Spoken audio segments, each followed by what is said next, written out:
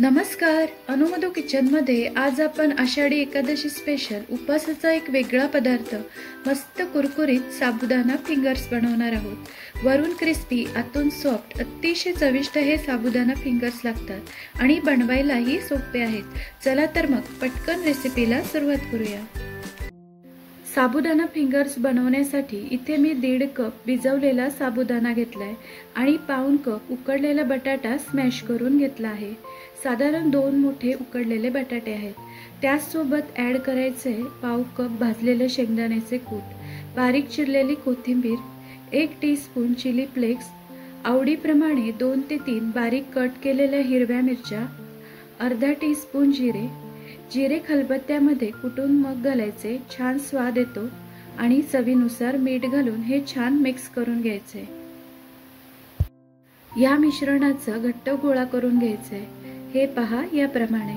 आता हाताला तेल लावून या मिश्रणाचा एक गोळा तोडून लांबट उभट फिंगर्स प्रमाणे याला आकार द्यायचे।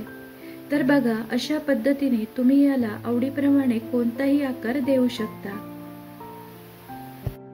तर अशाच पद्धतीने सर्व साबुदाणा फिंगर्स बनवून घेऊ। तर इथे मी साबुदाणा फिंगर्स तयार करून घेतले आणि तेलही गरम करायला ठेवलं आहे। हे फिंगर्स डीप फ्राय करणार आहोत।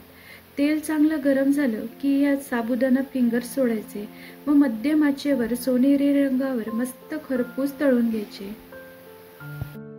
तुम्ही पाहू शकता, छान सोनेरी रंग आलाय। मस्त कुरकुरीत होतात हे साबुदाणा फिंगर्स। गरमागरम चहा सोबत खूप छान लागतात। तुम्ही हे साबुदाणा फिंगर्स दह्यासोबत, चटणीसोबत खाऊ शकता किंवा असेचही खाऊ शकता।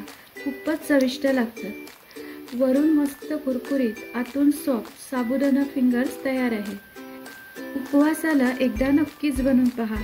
आजची रेसिपी आवडली तर व्हिडिओला लाईक, शेअर आणि सबस्क्राईब करायला विसरू नका। पुन्हा भेटूया अशाच एका छानशा रेसिपी सोबत।